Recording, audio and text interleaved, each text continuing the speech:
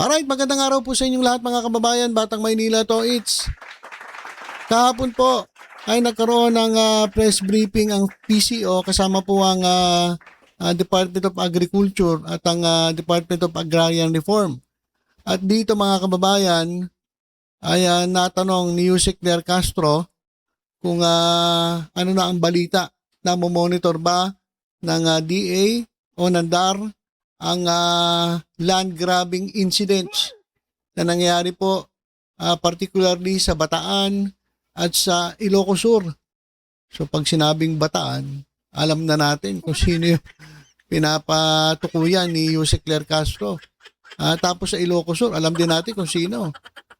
Mamaya malalaman natin kung sino yung doon sa mga hindi nakakaalam, malalaman ninyo kung sino yung pinatutukuyan ni Yusek Claire Castro.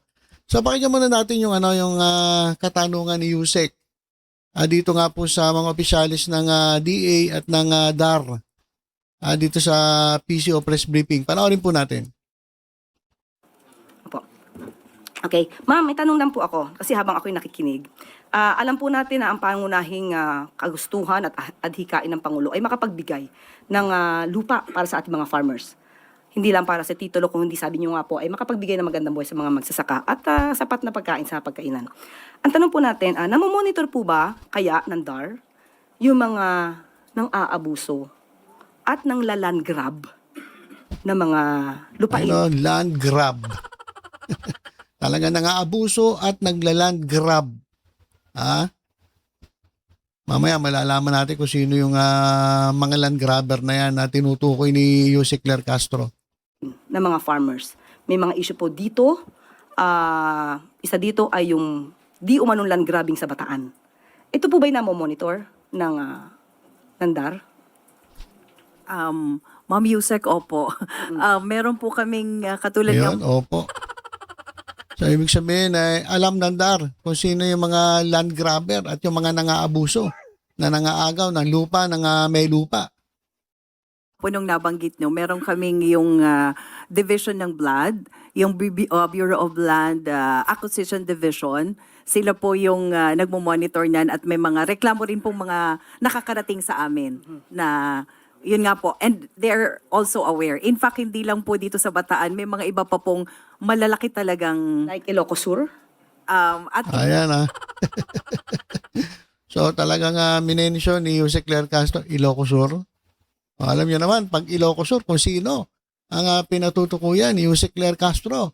Kasi itong mga ito, yung mga land grabber na to, yun yung may ingay ngayon na kumakalaban sa gobyerno.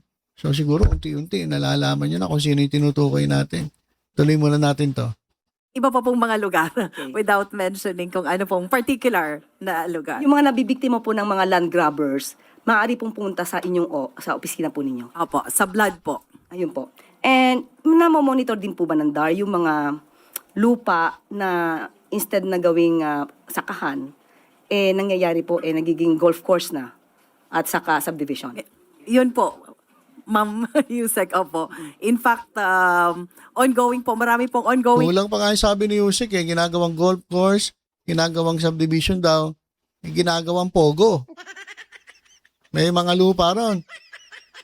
Buti na ito ang pogo pero balak nila gawing pogo In cases na meron, kaya lang po hindi natin pwedeng pag-usapan. Opo. Sasabi ko na Alam para niyo po. naman po, opo. Hindi, para Pero po meron po talaga, alam naman natin yon. para yung ibang mga farmers ay hindi naman mawala ng pag-asa dahil meron tamang ahensya na dapat puntahan at hindi naman po bingi sa kanilang mga hinaing.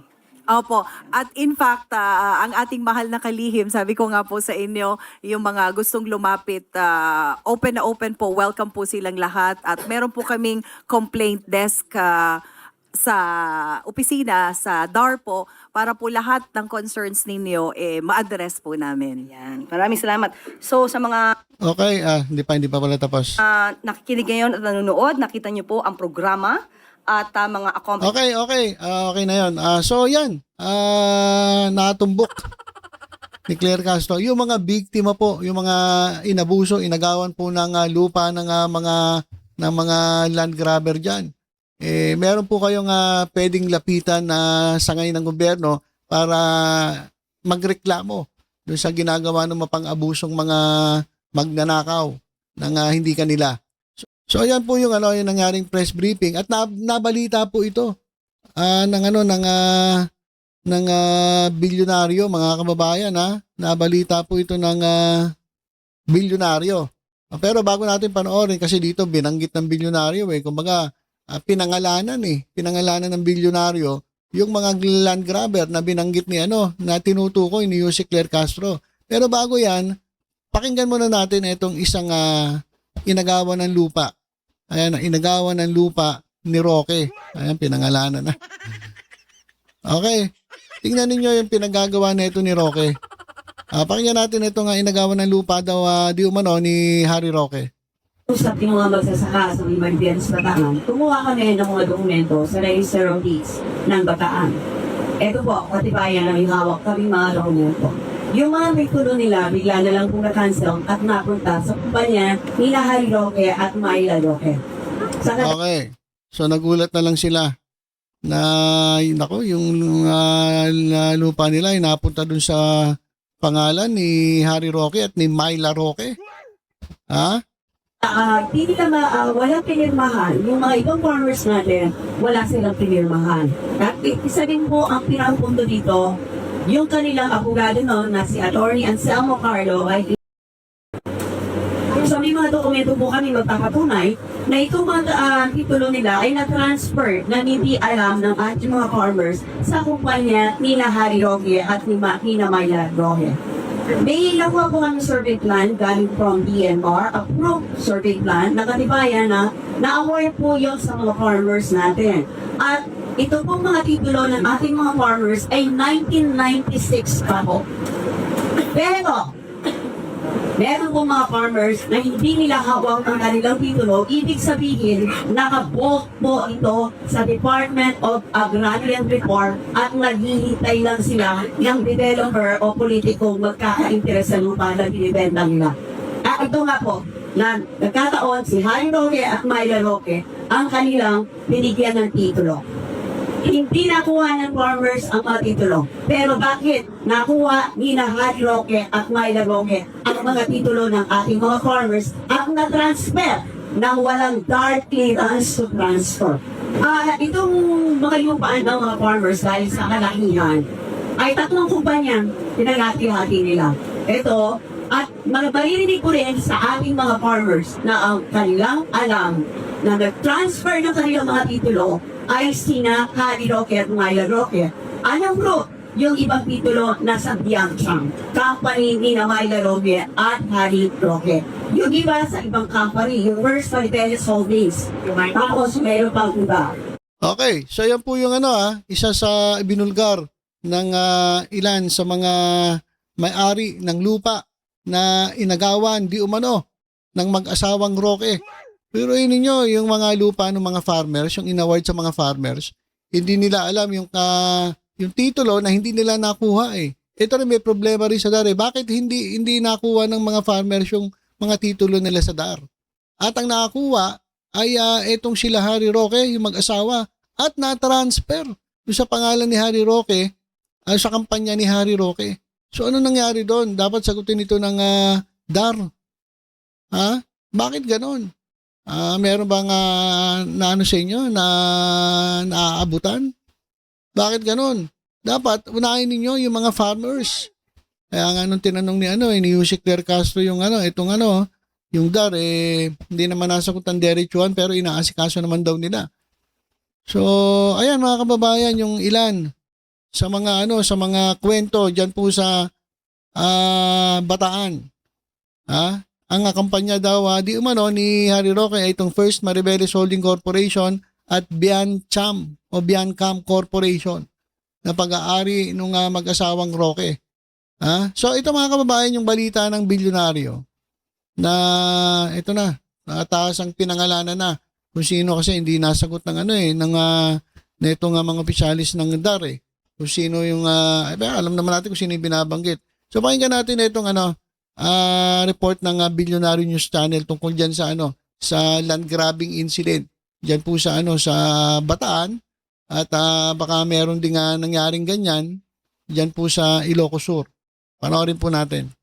May pasaring ang Malacanang sa mga kaalyado ni former President Rodrigo Duterte, sina former Ilocos Sur Governor Chavit Singson at Presidential Spokesperson Harry Roque pagdating sa usapin ng land grabbing.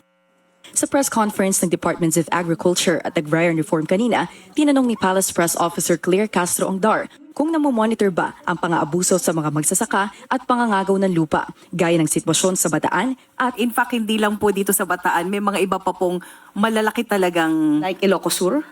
at iba pa pong mga lugar without mentioning kung ano pong particular na lugar.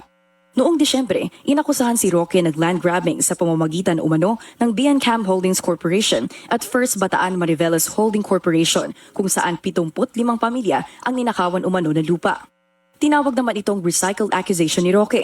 Bukod sa wala raw itong basihan, pag-atake lang daw ito ng kampo ng umano'y dating bagman ni Vice President Sara Duterte na si Rabil Madriaga. Si former Governor Singson naman, kinasuhan ng plunder noong Oktubre, kaugnay ng nasa 150 million peso allegedly defrauded property na ayon sa complainants ay nasa 50 million pesos lang talaga ang orihinal na halaga. Pahabol ni Jose Castro na itanong niya lang ito para alam daw ng publiko kung saan lalapit sakaling gipitin ng ibang tao ang kanilang mga lupain. Para yung ibang mga farmers ay hindi naman mawala ng pag-asa dahil meron tamang ahensya na dapat puntahan at hindi naman po bingi sa kanilang mga hinaing. Ayon naman sa DAR, maaaring lumapit ang mga magsasaka sa Bureau of Land Acquisition Division para sa mga kaso ng land grabbing. Matatanda ang binitawan na ni Singson ang Pangulo pagkatapos ng eleksyon at isinapubliko ang kanyang pagsuporta kay VP Sara na presidential bet niya raw kung papipiliin siya ng kandidato para sa 2028. Okay, so yan mga kababayan. Talagang tinukoy Etong si Harry Roque. Saan na ba yun? May picture dito yung dalawang magkatabi. Gusto ko yung ipakita Itong dalawang ito Ha? Si Sabit. Saka itong si Akla. Saan na yan? Ito po yung mga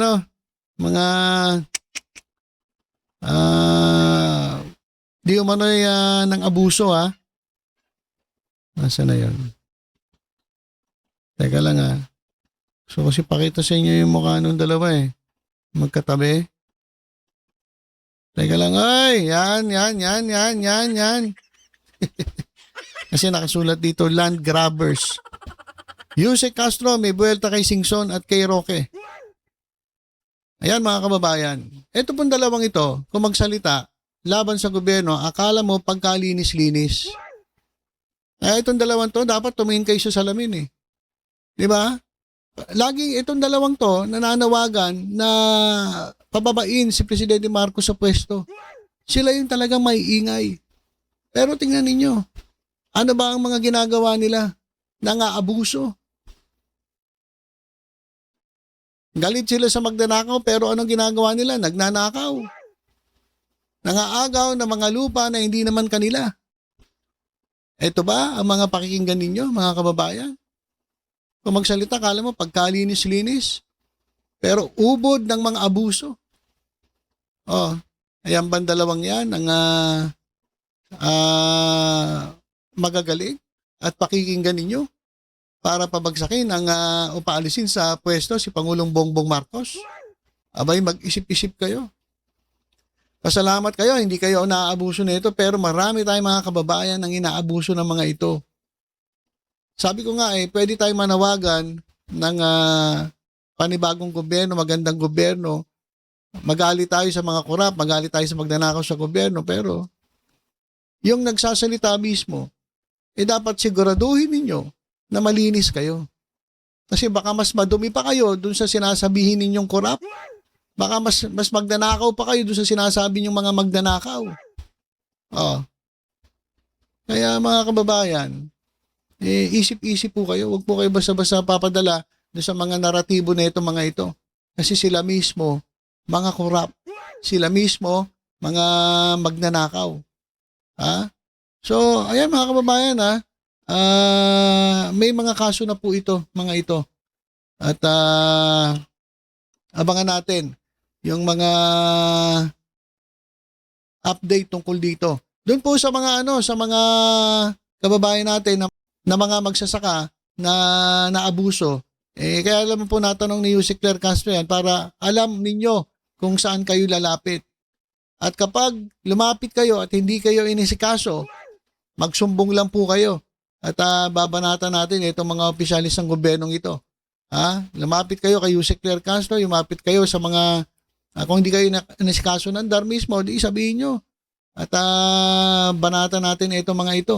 Para para at least magising sila at asikasuhin nila yung mga reklamo ninyo. Kasi kung walang magreklamo, marami po talagang maaabuso. Kaya buti na lang, merong mga kababayan natin katulad nito na naglalakas loob na magsalita laban dito sa mga land grabbers. Okay? So, yan lang po muna mga kababayan ng ating update. Abangan natin kung ano magiging development sa mga kasong ito. So, for the meantime, tutok-tutok lang po dito sa Batang Maynila to. It's sa iba pang updates. Ingat po tayong lahat. God bless po.